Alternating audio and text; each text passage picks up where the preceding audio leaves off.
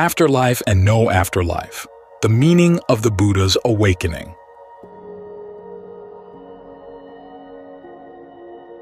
The two crucial aspects of the Buddha's awakening are the what and the how, what he awakened to and how he did it. His awakening is special in that the two aspects come together.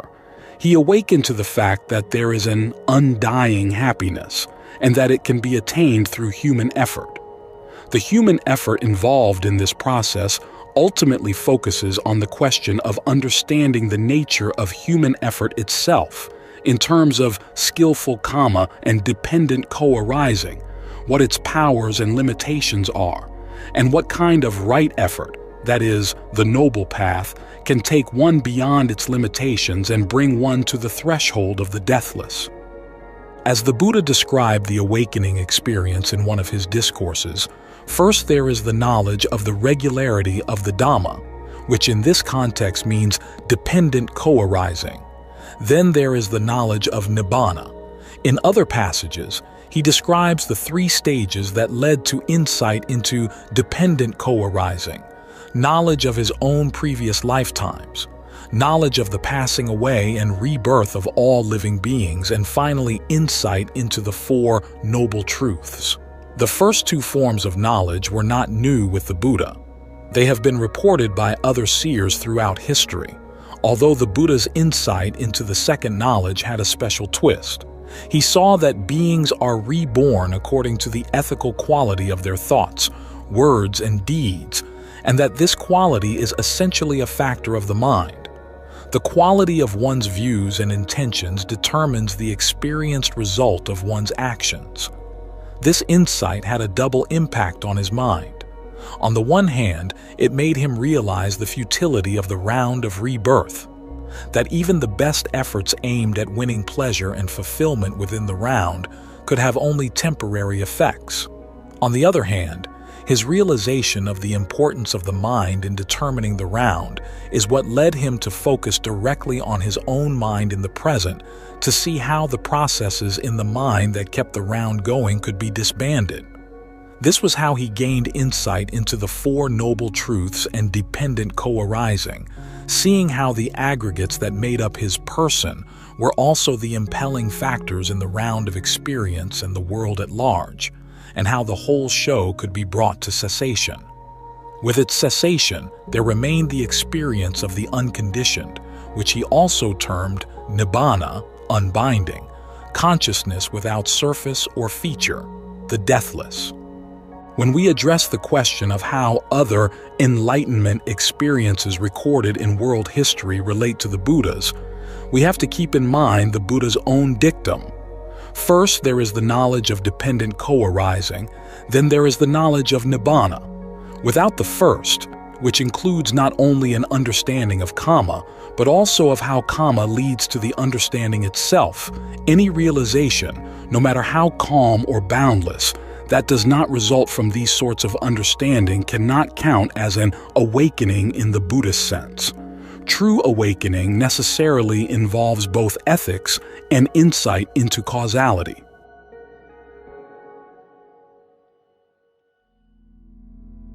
The meaning of the Buddha's awakening. As for what the Buddha's awakening means for us now, 4 points stand out. 1. The role that karma plays in the awakening is empowering. It means that what each of us does, says, and thinks does matter. This, in opposition to the sense of futility that can come from reading, say, world history, geology, or astronomy, and realizing the fleeting nature of the entire human enterprise. The awakening lets us see that the choices we make in each moment of our lives have consequences. We are not strangers in a strange land. We have formed and are continuing to form the world we experience. The fact that we are empowered also means that we are responsible for our experiences. This helps us to face the events we encounter in life with greater equanimity, for we know that we had a hand in creating them, and yet at the same time we can avoid any debilitating sense of guilt, because with each new choice, we can always make a fresh start. 2.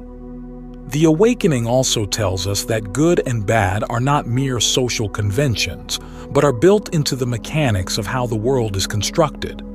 We may be free to design our lives, but we are not free to change the underlying rules that determine what good and bad actions are and how the process of karma works itself out. Thus, cultural relativism, even though it may have paved the way for many of us to leave our earlier religious orientations and enter the Buddhist fold, has no place once we are within that fold. There are certain ways of acting that are inherently unskillful, and we are fools if we insist on our right to behave in those ways. 3. As the Buddha says at one point in describing his awakening, ignorance was destroyed, knowledge arose, darkness was destroyed, light arose, as happens in one who is heedful, ardent, and resolute. In other words, he gained liberating knowledge through qualities that we can all develop: heedfulness, ardency, resolution. If we are willing to face the implications of this fact, we realize that the Buddha's awakening is a challenge to our entire set of values. The fact that the unconditioned can be attained forces us to reevaluate any other goals we may set for ourselves, whatever worlds we want to create in our lives. On an obvious level, it points out the spiritual poverty of a life devoted to wealth, status, or sensual pursuits, but it also forces us to take a hard look at other, more worthwhile goals that our culture and its subcultures tend to exalt, such as social acceptance, meaningful relationships, stewardship of the planet, etc. These too will inevitably lead to suffering. The interdependence of all things cannot be, for any truly sensitive mind, a source of security or comfort. If the unconditioned is available, and it is the only trustworthy happiness around, it only makes sense that we invest our efforts and whatever mental and spiritual resources we have in its direction. 4. Even for those who are not ready to make that kind of investment, the awakening assures us that happiness comes from developing qualities within ourselves that we can be proud of, such as kindness, sensitivity, equanimity, mindfulness, conviction, determination, and discernment. Again, this is a very different message from the one we pick up from the world telling us that in order to gain happiness, we have to develop qualities we can't take any genuine pride in: aggressiveness, self-aggrandizement, dishonesty, etc. Just this much can give an entirely new orientation to our lives and our ideas of what is worthwhile investment of our time and efforts.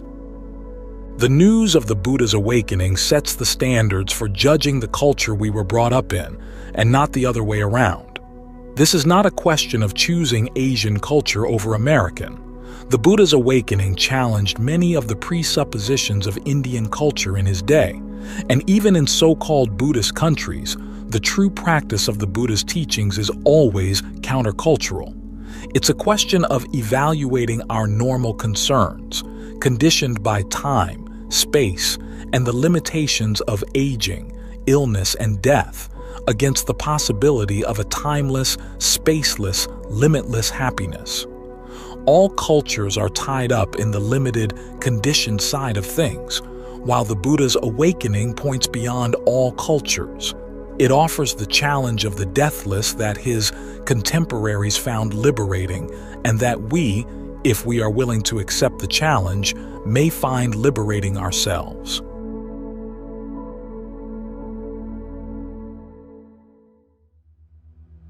Afterlife and no afterlife.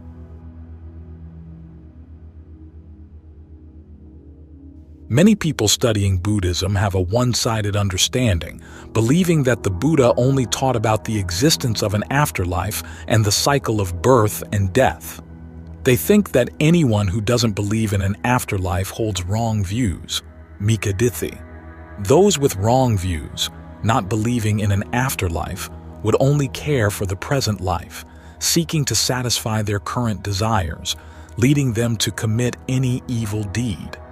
Conversely, Those who believe in an afterlife fear the negative consequences in the next life and thus strive to do good and avoid evil in this life to reap the benefits in the next. If the Buddha's teachings were merely about affirming the existence of an afterlife to encourage disciples to do good, avoid evil, and create merit for a better future life, then his teachings would be on par with all other religions, including folk beliefs. Religions and beliefs all affirm that beings have an afterlife because they possess an immortal soul. Therefore, there cannot be an end to the existence of the soul or the cessation of an afterlife. The extraordinary aspect of the Buddha's teachings is his assertion that some beings have an afterlife, while others do not. Specifically, beings with ignorance, avijja, and craving for existence, bhavatana, continue into another life after this one. In contrast, beings without ignorance and craving for existence do not have an afterlife. Those without an afterlife are the arahants, who have eradicated ignorance and craving. When they pass away, it's like a deep, dreamless sleep, permanently ending existence in any form or place, ending the afterlife. The Buddha did not advocate for a life with an afterlife or praise the path leading to another life. He knew it was a path of suffering, leading to birth, aging, illness, death, sorrow, lamentation, pain, grief, and despair. He taught, elucidated, analyzed, and clearly directed the way to a life without an afterlife, praising the path that ends the afterlife because it is the path that ends suffering. The Four Noble Truths he realized and proclaimed can be expressed in other terms. These are four truths.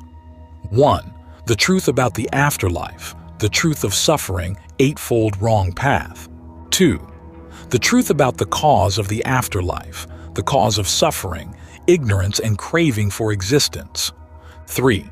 The truth about the end of the afterlife, the cessation of suffering, nirvana without remainder. 4. The truth about the path to end the afterlife, the path to the cessation of suffering, the noble eightfold path. Monks or lay people who consider themselves disciples of the Blessed One, but still think they will have to continue the cycle of rebirth, aiming for a better rebirth in the next life, practicing to achieve a beautiful form, superior sensual pleasures of heavenly realms, etc. In the next life are those who have not realized the Dhamma, have not seen the Dhamma. Those who have seen the Dhamma, realize the Dhamma, with their hair standing on end, knowing the truth of suffering and the cause of suffering in the cycle of birth and death, will affirm, this is the last life. After this life, there will be no more lives. Those who have not seen the Dhamma, realize the Dhamma but are wise, must seek and learn the way to end the cycle of birth and death in this very life, especially in the dying process. The Buddha affirmed this truth in the Satipatthana Sutta. Anyone who practices this Dhamma for a minimum of 7 days up to a maximum of 7 years, the expected result is right knowledge, arahantship, in the present. If any residue remains, the result is non-returner, anagami. This statement of his is still preserved in the Nikayas and cannot be false, not found in the commentaries, not in the sub-commentaries, not from later people because those who have not realized cannot know such deep things to say so.